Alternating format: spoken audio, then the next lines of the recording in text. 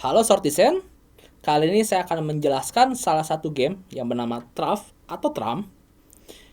Game ini merupakan salah satu kategori yang dipertandingkan dalam Fornas tahun 2023. Untuk memulai game ini, kita dapat shuffle deck kita dulu. Lalu kita akan buka salah satu kartunya. Angka ini akan menentukan di bagian mulai dari bagian mana kartu pertama akan dibagikan. Untuk menentukan kartunya dibagikan kemana itu akan dihitung secara arah lawan jarum jam. Jadi saya misalnya di sini itu sebagai angka 1, berarti arah jarum jam itu berarti di sini sebagai angka 2, 3, 4, 5, 6, 7, 8, 9, 10, Jack, Queen, dan King. Berarti kita akan mulai dari titik ini. Lalu kita akan bagi satu persatu secara berlawanan arah jarum jam.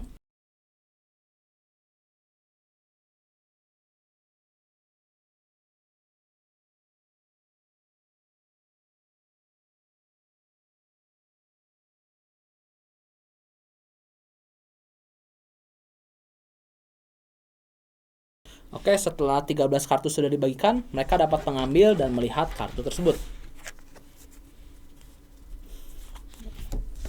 Habis itu ini kita masuk ke bidding phase. Dirapiin dulu sebentar.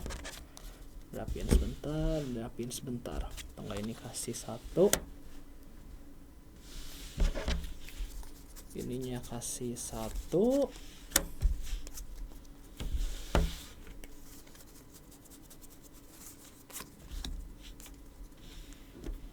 Di fase ini, kalian menentukan jumlah kemenangan yang kalian bisa dapat dalam satu game ini. Kalian dapat menggunakan kartu-kartu yang kalian punya untuk melakukan bidding ini. Simbol yang dimiliki oleh kartu tertinggi di fase bidding ini, dia akan menjadi truff di game tersebut.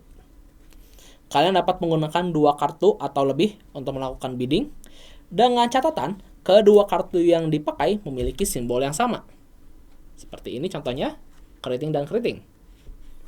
Kalian juga boleh menggunakan kartu Jack atau Queen atau King sebagai angka 0. Anggapannya kalian berkata kalian tidak dapat memenangkan satu ronde di game ini. Sebagai contoh, saya menggunakan 2 kartu, yaitu 3 dan As. Kartu yang kalian pakai itu kalian tutup dulu. Jadi kalian tidak tahu bidding dari orang lain. Kalau semuanya sudah melakukan bidding, kita akan buka kartu biddingnya.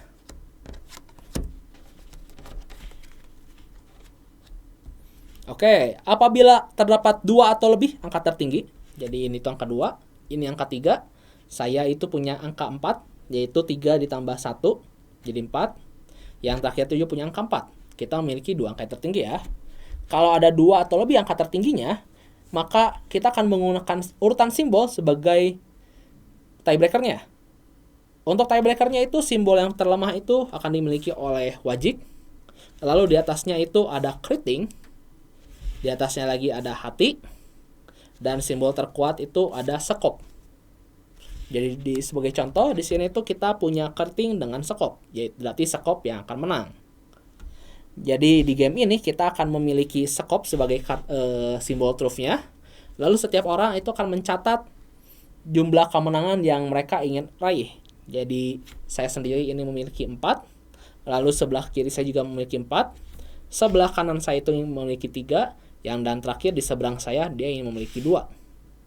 Nah, catatan terakhir tuh apabila semua angka di bidding ini memiliki totalnya itu 13, maka pemain yang memiliki simbol truff itu berarti pemain sebelah kiri saya, dia akan menentukan apakah setiap pemain itu wajib menambah 1 atau mengurangi 1 angka biddingnya. Jika ada di contoh ini kita hitung 4 ditambah 4 itu 8, 8 ditambah 2 itu 10, 10 ditambah 3 itu 13. Berarti pemain dengan 4 sekop ini pemain dengan 4 sekop dia akan menentukan apakah semua orang harus menambah 1 angkanya atau mengurangi 1. Mungkin sebagai contoh di game ini itu pemain angka 4-nya itu ingin menambah 1. Jadi yang dari 4 kita akan menjadi 5. Di sebelah kita itu akan menjadi 5 juga. Di sebelah kanan kita akan menjadi 4. Dan di seberang kita akan menjadi 3. Apabila sudah, kartu yang kita pakai untuk bidding kita kembalikan ke tangan dan kita akan bisa mulai gamenya. Pemain yang memiliki kartu truth di fase sebelumnya akan memulai ronde permainan sebagai pemain aktif. Pemain aktif dapat mengeluarkan satu kartu dari tangan dia, seperti ini contohnya. Lalu pemain dengan arah berlawanan, arah jarum jam, dapat mengeluarkan kartu dengan simbol yang sama, dan seterusnya. Jadi contoh saya sebagai pemain sini lagi. Pemain pertama mengeluarkan kartu dengan simbol keriting. Jadi saya apabila memiliki kartu keriting, saya harus mengeluarkan kartu keriting. Baik contoh saya mengeluarkan kartu as. Lalu pemain selanjutnya dia akan mengeluarkan kartu dan mengeluarkan kartu. Apabila semua kartu memiliki simbol yang sama, maka pemain dengan angka terbesar dapat mengambil kartu tersebut dan mendapat satu kemenangan, serta dia akan menjadi pemain aktif di ronde berikutnya. Baik contoh di sini saya pemenangnya itu saya karena saya memiliki as, kartu terkuat. Saya akan mengambil semua kartu ini lalu akan saya jadikan satu tumpuk.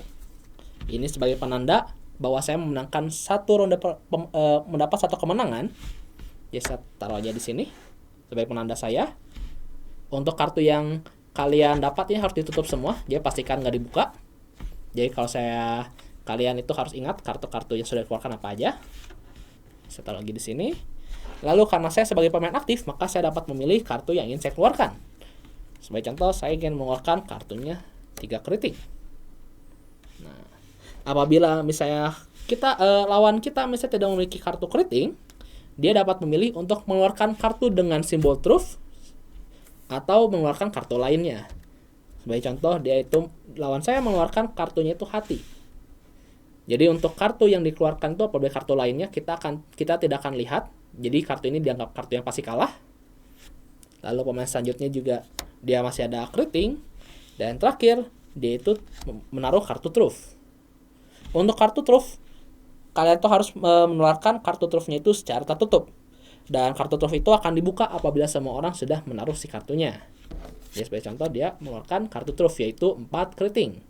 Di game ini kartu truth akan dianggap memiliki angka lebih besar daripada simbol lainnya. Jadi sebagai contoh di sini itu yang menang itu 4 sekop meskipun angkanya lebih kecil dibanding angka 10 keriting. Tapi karena simbolnya lebih kuat jadi dianggapnya itu 4 sekop yang akan menang. Ini ya kita kembalikan, kita tutup lagi sebagai penandanya. Nah, lalu pemain sebelah kiri saya dia akan memulai permainan lagi dengan mengeluarkan satu kartu.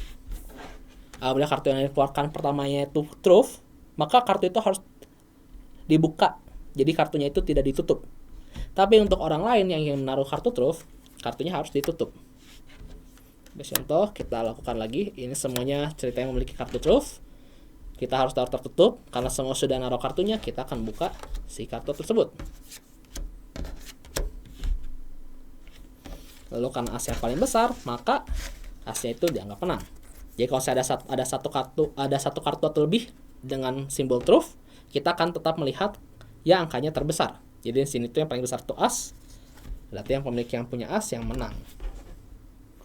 Lalu game ini kita akan lanjutkan sampai sudah ada 13 kemenangan. Setelah 13 ronde terlewati, kita akan bandingkan jumlah kemenangan ronde dengan jumlah ronde yang kalian lakukan di fase bidding.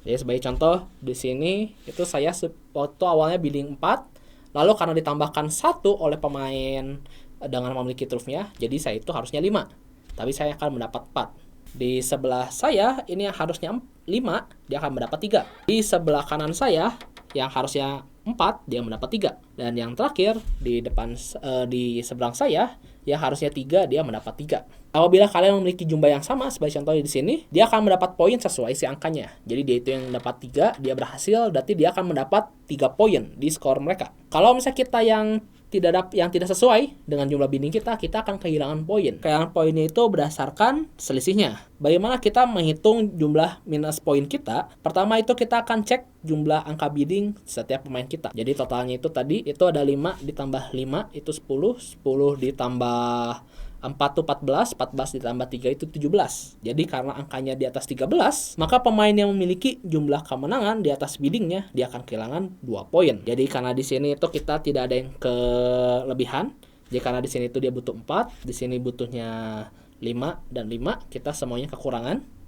Nah, kalau kekurangan atau pemain yang jumlah kemenangan itu di bawah biddingnya, nah kita akan kehilangan 1 poin untuk setiap angka yang kita meleset. Jadi di sebelah kanan saya dia akan kehilangan 1 poin, saya sendiri akan kehilangan 1 poin, dan sebelah kiri saya akan kehilangan 2 poin. Sementara itu seberang saya akan mendapat 3 poin. Yang kedua itu apabila jumlah angka bidding setiap pemain di bawah 13. Jadi sebagai contoh, apabila kita itu biddingnya itu seperti ini. Ini 0, ini 3, ini 5, dan ini tuh 1. Apabila kita bidding seperti ini, dan kita memiliki jumlah kemenangannya yang sama, seperti ini. Nah, jadi totalnya itu kita ada 3 ditambah 5 tambah 1 jadi 9. Jadi itu di bawah 9. Maka pemain yang memiliki kemenangan di atas biddingnya, dia akan kehilangan 1 poin untuk setiap selisihnya. Jadi sebagai contoh, ada saya yang harusnya 1 tapi mendapat 4, berarti saya akan kehilangan 3 poin karena kelebihan 3. Lalu untuk seberang saya, karena dia tetap 3, dia itu berhasil mencapai targetnya, berarti dia mendapat 3 poin. Kalau untuk pemain yang jumlah kemenangan itu di bawah biddingnya, dia akan kehilangan 2 poin untuk setiap selisihnya. Jadi sebagai contoh itu untuk yang 5, ini karena dia butuhnya 5, tapi dia hanya dapat 3, berarti dia itu akan kehilangan 4 poin, karena dia selisih 2 poin. Lalu untuk setiap selisihnya dia kehilangan 2 poin. Jadi 2 dikali 2. Untuk yang terakhir itu, untuk peraturan khususnya itu, kalau kalian tuh ngebiddingnya 0 poin, seperti ini, untuk untuk 1 poin kemenangan yang kalian dapatkan akan kehilangan 5 poin, dan untuk selanjutnya kalian akan kehilangan 1 poin tambahan. Jadi untuk yang pertama kamu udah minus 5, yang selanjutnya itu minus 1, jadi totalnya itu jadi minus 6, lalu di minus 1 lagi, total jadi minus 7. Jadi pemain sebelah kiri saya dia akan kehilangan 7 poin apabila kasusnya itu normal. Tapi karena di sini tuh kita kasusnya itu kekurangan, jadi ini kasus normal. Jadi kekurangan itu dimana kalau misalnya kita itu butuh jumlah si angkanya itu di bawah 13. Kelebihan tuh kalau misalnya jumlah total bidding kalian tuh di atas 13. Di sini masuk ke penalti. Penalti ini terjadi kalau misalnya salah satu pemain mengeluarkan kartu dengan simbol lain, tetapi dia masih memiliki simbol yang sama. Jadi ceritanya kalian tuh berbohong. Misalnya saya tidak bisa mengeluarkan simbol itu, jadi saya mengeluarkan kartu truth. Ternyata kau masih punya si simbolnya. Jadi sebagai contoh, kita misalnya memulai dengan lawan sebelah kanan saya mengeluarkan kartu 10 tahu, lalu diikuti oleh 8, 7, dan Jack. Karena Jack yang menang, berarti saya akan mengambil si kartunya, lalu saya akan lanjutkan dengan mengeluarkan kartu King Kriting. Lalu lawan saya mengeluarkan 9, 6, dan lawan saya sebelah kiri saya mengeluarkan kartu truth. Lalu dia buka, karena dia itu benar kartu truth. Dia akan mengambil, lalu dia mengeluarkan kartu 3 keriting. Nah, ini terjadi penalti karena sebelumnya dia itu keriting, dia itu harusnya mengeluarkan kartu keriting, tapi dia mengeluarkan kartu truth, tapi dia masih memiliki kartu keriting. Nah, untuk penalti ini, gamenya karena terjadi penalti, maka game ini akan dianggap berakhir. Lalu pemain yang melakukan kesalahan, jadi pemain di kiri saya, dia akan dikurangi 10 poin untuk skornya. Dan semua lawannya, dia akan mendapatkan poin sebesar bidding mereka di round tersebut. Jadi saya mendapat 5 poin, sebelah kanan saya dia mendapat 4 poin, dan seberang saya dia mendapat 3 poin. Itu untuk penalti yang terjadi. Nah, setelah 10 game, jadi kita akan bermain ini total 10 game. Setelah 10 game, pemain dengan skor terbesar dia akan memenangkan pertandingan ini. Apabila setelah 10 game terjadi tiebreaker atau misalnya memiliki 2 pemain dengan skor yang sama, maka kita akan menambahkan extra game sampai ada pemenang dengan skornya yang berbeda. Jadi skor dengan tertinggi. Segitu untuk cara bermain Truth atau Trump. Bila kalian ada pertanyaan lebih, kalian bisa langsung komen saja di bagian bawah ini. Dan saya pamit dulu. Terima kasih.